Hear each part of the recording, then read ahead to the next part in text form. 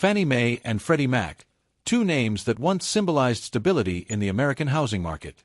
These government-sponsored enterprises, GSEs, played a crucial role in making homeownership accessible to millions of Americans. But in 2008, they found themselves at the heart of the biggest financial crisis since the Great Depression.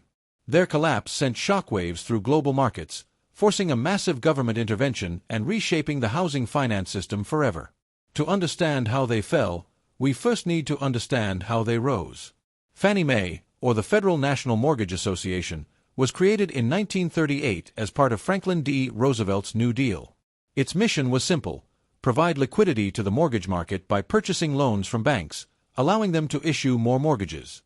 This made it easier for Americans to buy homes, fueling decades of economic growth. Freddie Mac, the Federal Home Loan Mortgage Corporation, was created in 1970 to provide competition to Fannie Mae and ensure a stable secondary mortgage market. Together, these two entities helped turn the American dream of homeownership into a reality. They didn't originate loans themselves but bought them from banks, packaged them into securities, and sold them to investors. This process, called securitization, became a fundamental part of the U.S. financial system. For years, Fannie Mae and Freddie Mac thrived. They were seen as safe, quasi-government institutions with an implicit guarantee that the federal government would step in if anything went wrong. This perception allowed them to borrow at low interest rates and expand aggressively. Investors trusted them, and their influence grew to control nearly half of the U.S. mortgage market. But this success came with hidden risks. As the housing bubble expanded in the early 2000s, lending standards began to decline. Banks, eager for profits, started offering riskier loans to borrowers who previously wouldn't have qualified for a mortgage. Subprime loans, high-risk mortgages given to borrowers with poor credit, flooded the market. And Fannie Mae and Freddie Mac, under pressure to maintain their dominance, began buying these risky mortgages to keep up with Wall Street's aggressive lending practices. At the same time, financial institutions created complex derivatives tied to mortgage-backed securities. Credit default swaps, collateralized debt obligations, CDOs, and other financial instruments added layers of risk to an already unstable system. Investors and rating agencies underestimated the risks, believing that housing prices would continue to rise indefinitely. By 2007, cracks began to show. Home prices, which had been rising for years, started to fall. Borrowers who had taken out risky adjustable-rate mortgages saw their payments skyrocket, leading to a wave of defaults. Mortgage-backed securities, once considered solid investments, began losing value. The entire financial system started to shake. Fannie Mae and Freddie Mac found themselves trapped. They had billions in exposure to bad loans, and as defaults mounted, their balance sheets crumbled. Investors panicked, their stock prices plummeted, and their ability to raise capital vanished. By mid-2008, it was clear they were on the brink of failure. On September 6, 2008, the U.S. government stepped in.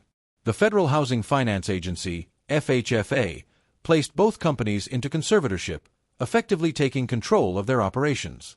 The government injected $187 billion to stabilize them, preventing an even worse financial collapse.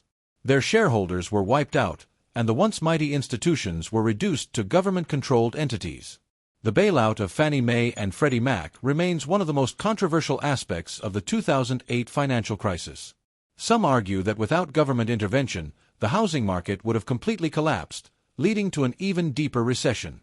Others blame the very existence of these institutions for fueling reckless lending and creating a moral hazard where banks took excessive risks, knowing they would be bailed out. In the years following the crisis, both Fannie Mae and Freddie Mac have remained under government conservatorship, with ongoing debates about their future. Should they be privatized? Should they be restructured? Or should they continue as government-backed entities? The answer remains unclear. Meanwhile, the U.S. government imposed financial reforms, such as the Dodd-Frank Act, to prevent a repeat of the 2008 crisis. Banks now face stricter lending regulations, and oversight of mortgage-backed securities has increased. However, critics argue that systemic risks remain, and the potential for another housing bubble looms if regulatory vigilance weakens. The rise and fall of Fannie Mae and Freddie Mac serve as a cautionary tale, one that reminds us of the fine line between stability and disaster in the world of finance.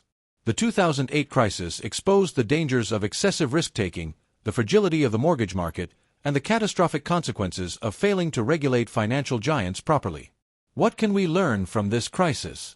The dangers of assuming housing prices will always rise. The importance of responsible lending standards. The risks of government-sponsored entities having too much influence over financial markets. The long-term consequences of excessive risk-taking in the financial sector. As debates continue over the future of Fannie Mae and Freddie Mac, one thing is certain: the financial world will never forget the role these institutions played in the 2008 crisis. Beyond the U.S., the financial turmoil caused by the crisis spread to global markets. Financial institutions in Europe and Asia, many of which had invested heavily in U.S. mortgage-backed securities, suffered immense losses. Governments worldwide were forced to intervene, injecting capital into their banking systems to prevent collapses. Central banks lowered interest rates, and emergency stimulus packages were rolled out to stabilize economies. The ripple effect of Fannie Mae and Freddie Mac's collapse was felt globally, proving just how interconnected the world's financial markets had become. While more than a decade has passed since the 2008 crisis, questions remain about the role of Fannie Mae and Freddie Mac in today's economy. Some economists argue that these institutions need to be fully privatized to prevent future risk exposure. Others contend that a government-backed system is necessary to maintain stability in the housing market. The debate continues, but one thing is certain: the lessons of 2008 must not be forgotten. What do you think? Should the government have bailed them out, or should they have been allowed to fail? Let's discuss in the comments.